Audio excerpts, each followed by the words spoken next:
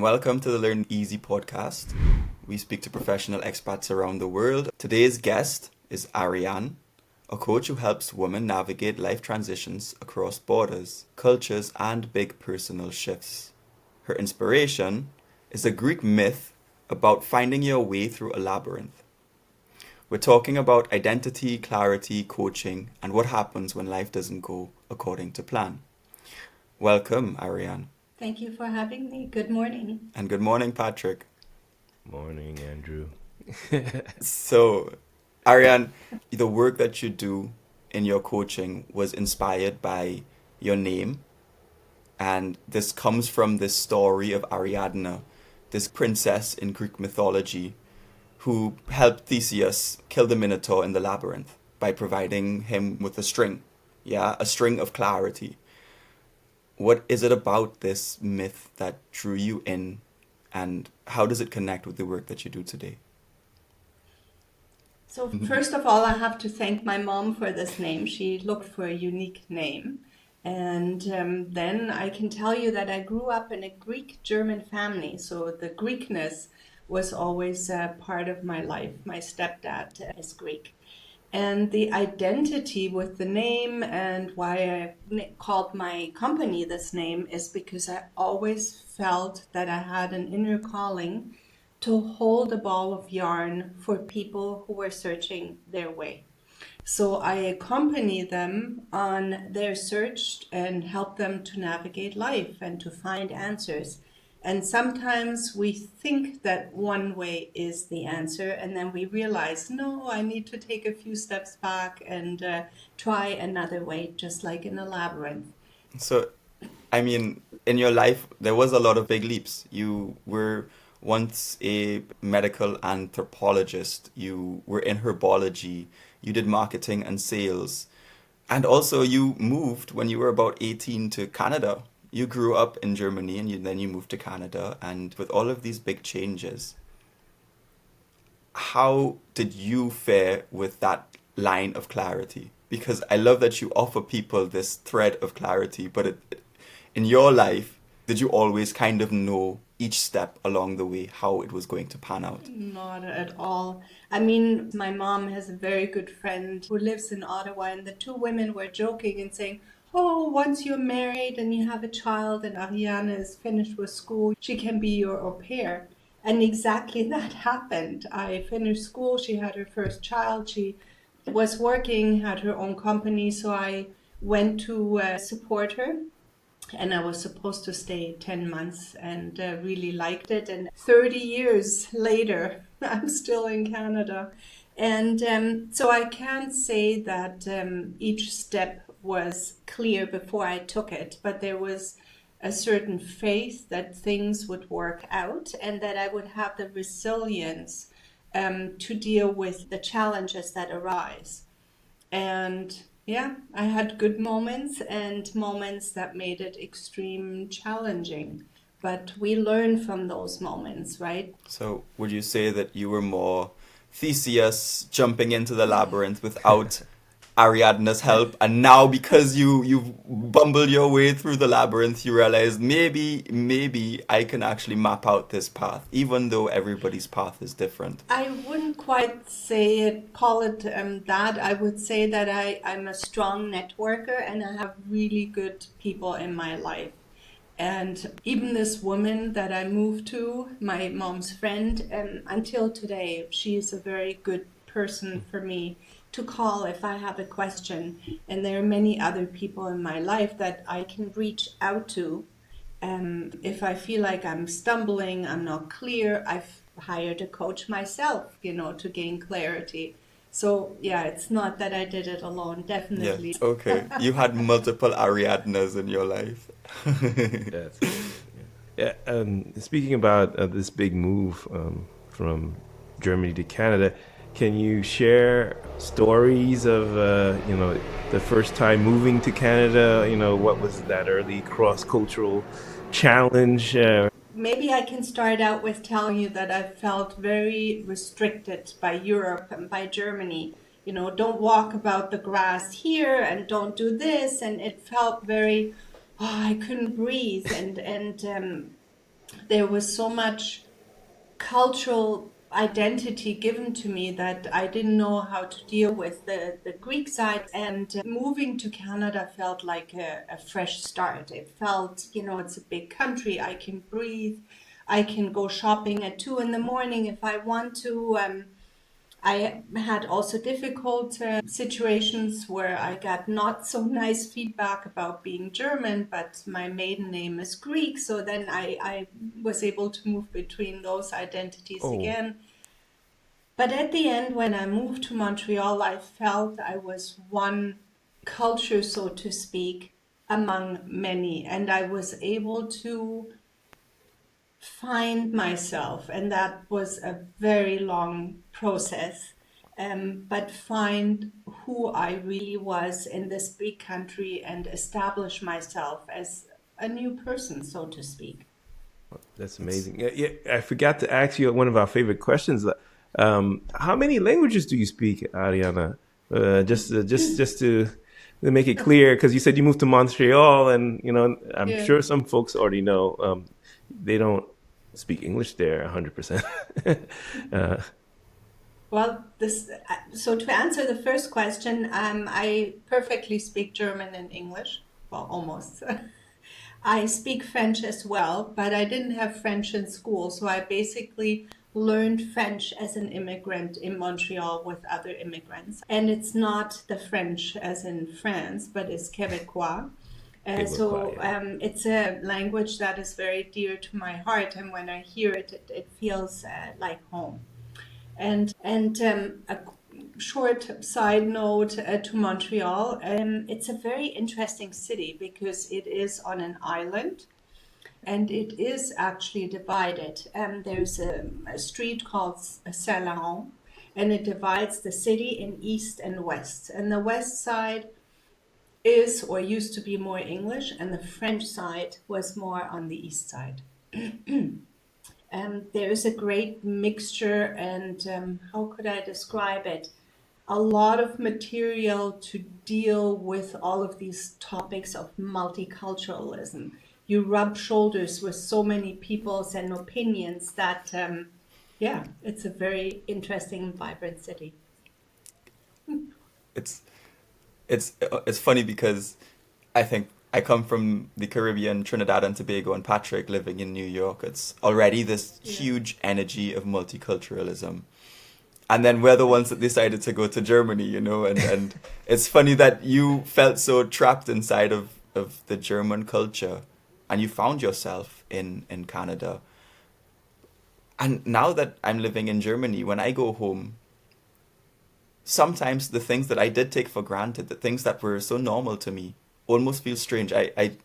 This one example is quite interesting because the way that we dance in the Caribbean is very sexual.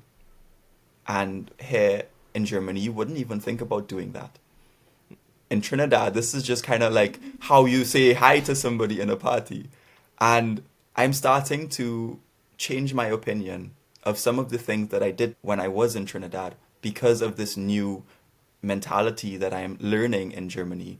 That every time I go back, I somehow feel more and more of a stranger in my own culture. And you were in Canada for 30 years, way longer than I've been in Germany. I could only imagine what it was like when you did decide to return to Germany. for sure. If you return to your country 30 years later, it is not the country anymore that you left. I mean, there's been reunification, many changes in its structure. But I also can say that I was born in Munich. I grew up in Bavaria. Now I live in Freiburg. It's a very different city, a very different culture, right? So, actually, the things that you noticed when you were 18 and you felt that there was such a rigid culture and it was hard to really get to know yourself, now that you've come back, it's not something you've noticed because you're in a different city. In a way, it's not really returning home. You're returning to a different Germany, so it's hard to compare the two.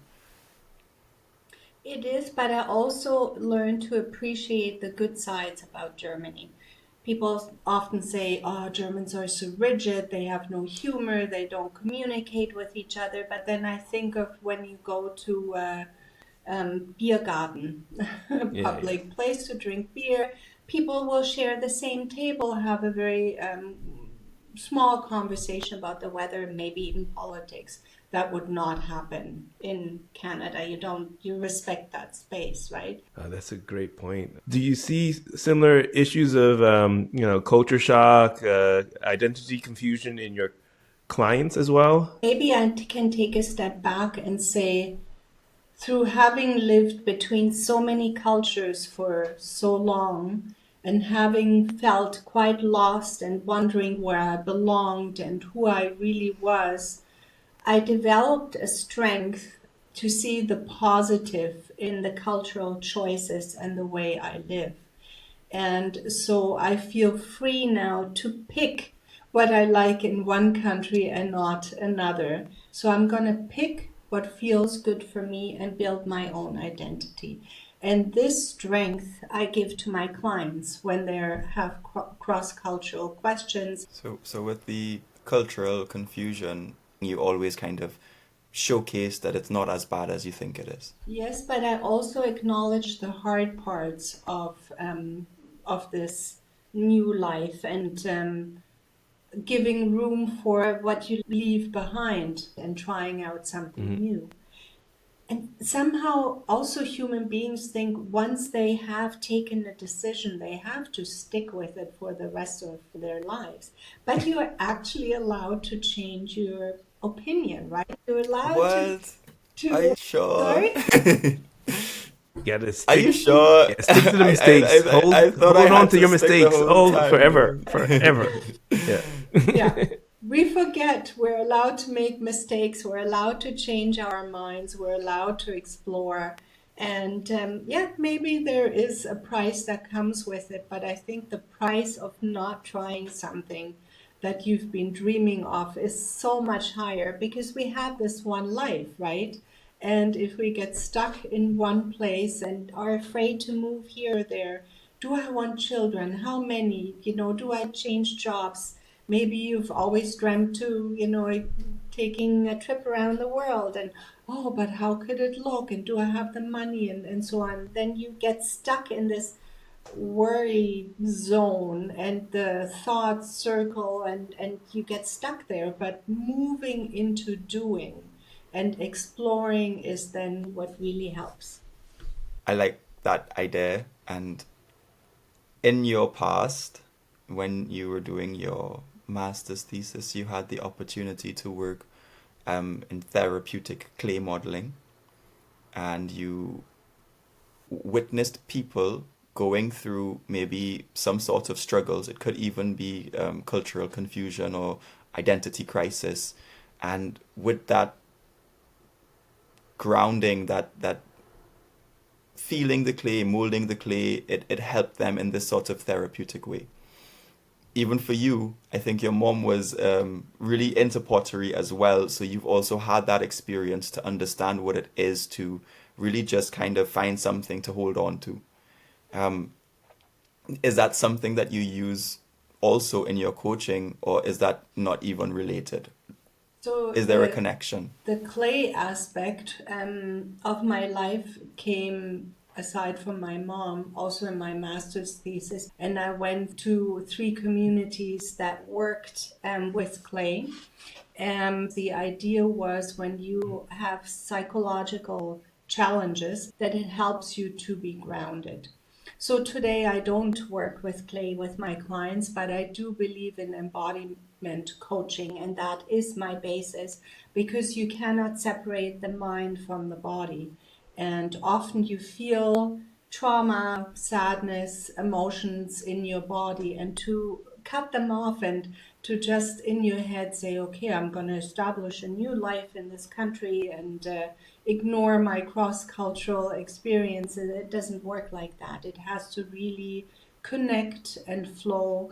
And so I have a whole bunch of different techniques that I use with my clients to get in touch with their body or also to let go of things that don't feel that good anymore and to weigh them down.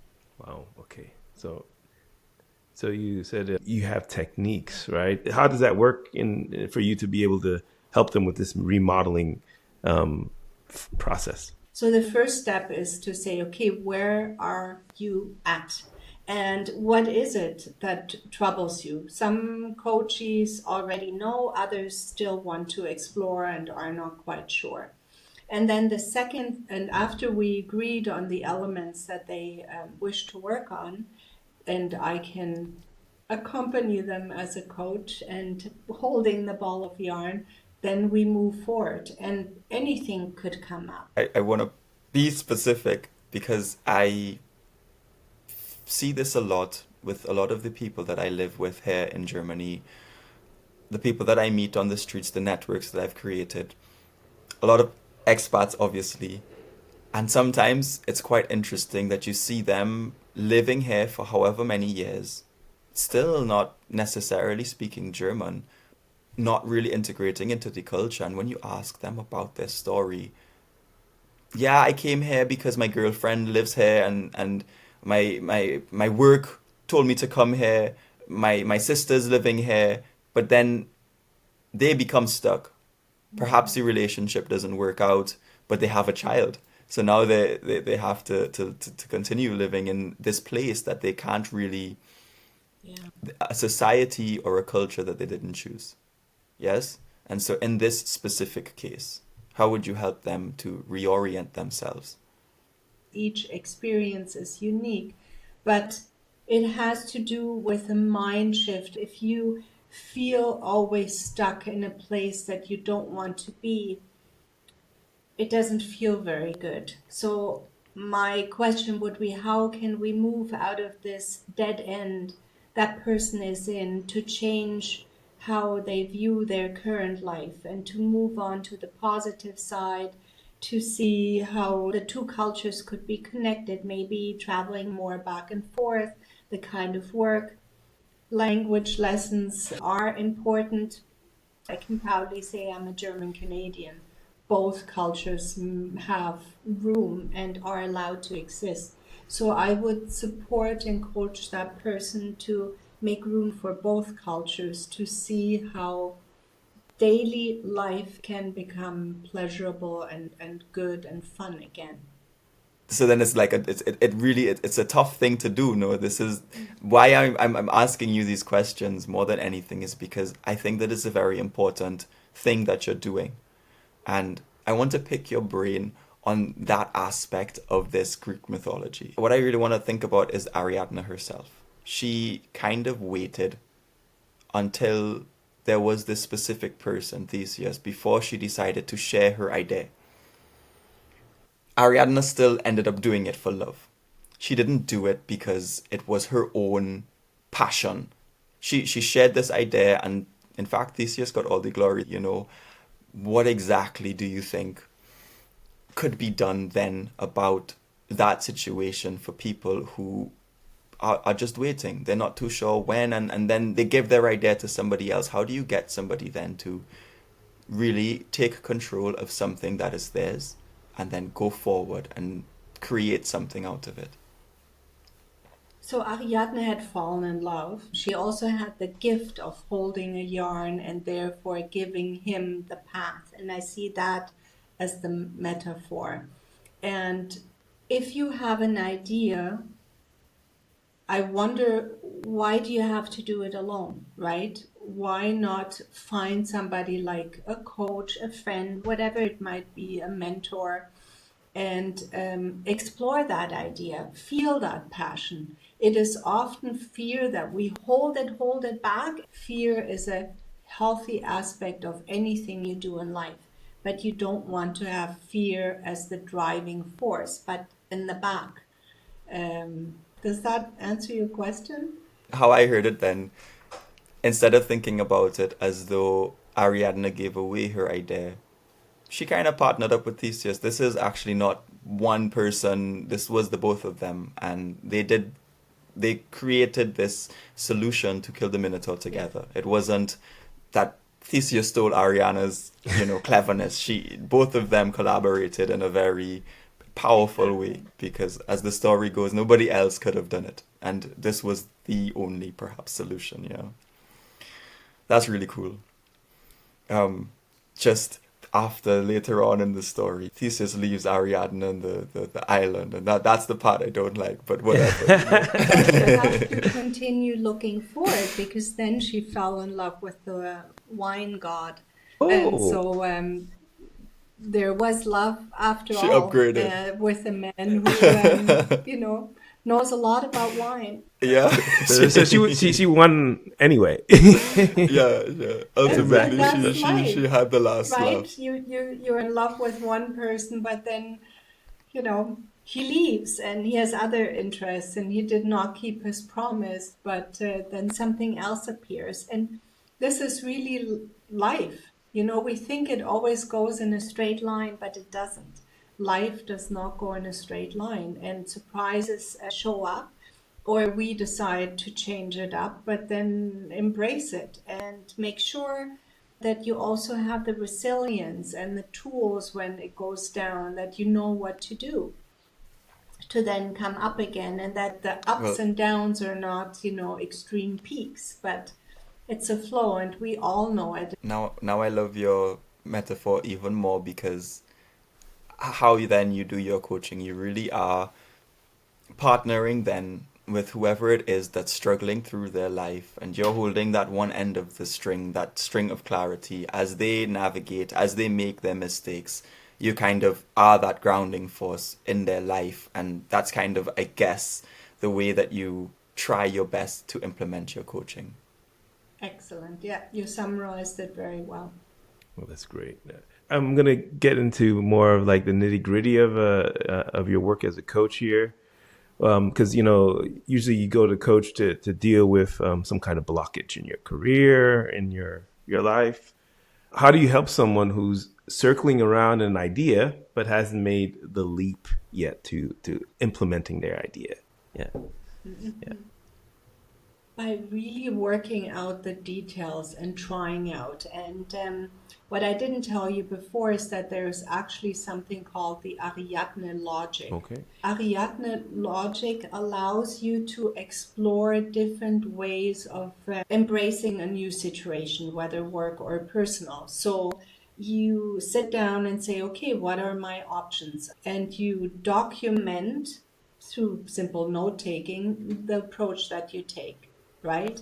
You always dreamt of opening a coffee shop. Well, what would it take to do this? And you sit down, you explore the practical sides, and then filled with information that you gather, try to find your way and solution. So it is a collection of information, of emotions to then have enough to take a decision. And then you feel a lot more confident in taking that leap, right? So you have this idea, you go through this Ariadne process. You are starting, you want to open a coffee shop. You look at all of I don't know, is it like a pros and con list? Is it something along that line? To a certain degree, but it goes much, much deeper. Because pro and con sounds very practical, very much in the head, right?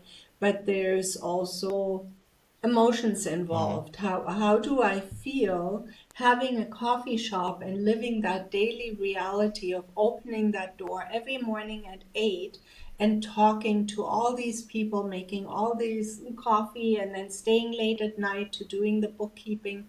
It's a very Mm-hmm. in place business. And through realizing how it attaches you maybe to one place, one city, to a group of people, you realize, no, I'm much shyer, and I can't be out there all day long, and then you start going from there and saying, yeah, I like the idea of being there for people, but the form of a coffee shop is not the right format, and then you go from there. So it's Mm-hmm. complex. Mm-hmm. Yeah. This is so it's really all encompassing. Yeah, it sounds very complex. I really have to look it up afterwards. But it's just then okay, you have these people, they have these ideas very personal to them. Perhaps it's a coffee shop that it's a very clear income maker, but not all ideas are so clear when it comes to making money. And when you're doing this clarity work, when you're trying to help people pursue their ideas, it also comes with, and most of them tend to be creative ideas, I would imagine.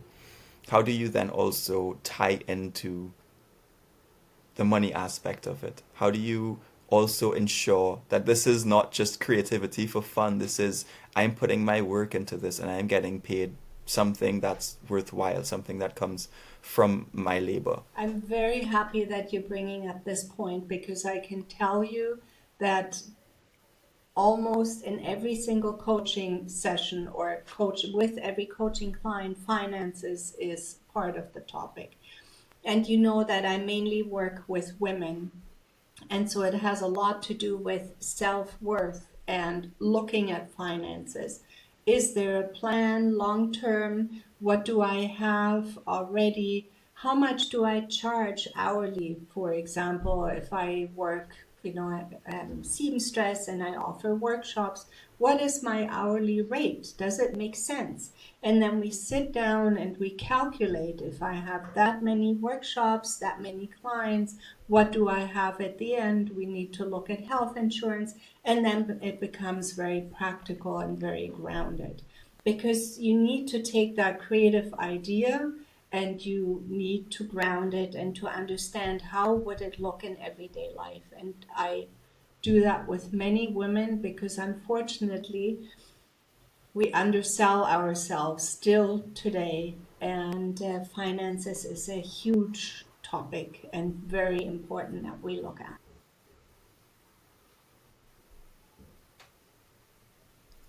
Oh, Okay. that was great. So you do, Yeah, thank you. yeah, thank you. Yeah, because I hear from family members. I have two sisters, and one wants to get into counseling, and she's also afraid of making the leap, right? So yeah, it's because you don't have enough role models for women who are independent like you and running their own business. So it's very good that you're helping women get there. So before we wrap up, I just want to say, I'm a member of your newsletter. So, and the monthly newsletter has very nice tidbits of wisdom. But if someone's lost in their own life, a labyrinth right now, what's one simple practice or mindset shift you'd share? Yeah. So. What I like to tell my coachees is they make space, what I call pocket of nothingness, right? Where not every single moment in your life, in your day is planned, where you can't take a breather, where you can't take a decision anymore, but where you consciously make room that you can decide what you want to do in that moment. Whether it is continue working, taking a nap, taking a walk, whatever it might be, and give you that freedom of choice, because that's the first step of taking back your life. If you feel like you've been run by the outside world and you have no free choice anymore, and that helps you to reconnect with yourself. Oh, wonderful. Pocket of Thank you. nothingness. I will try that just to shut down, have my own space. Then let's leave it here. Thank you, Ariane, so much for sharing your story and wisdom with us today. It's inspiring to hear how you help people find their thread through the labyrinths of life. Yeah. And you can find Ariane at derarianefaden.de. Yeah. And if you're feeling stuck, maybe her thread is the one to help you out, right? Thanks everyone for tuning in. Keep learning easy. Until next time.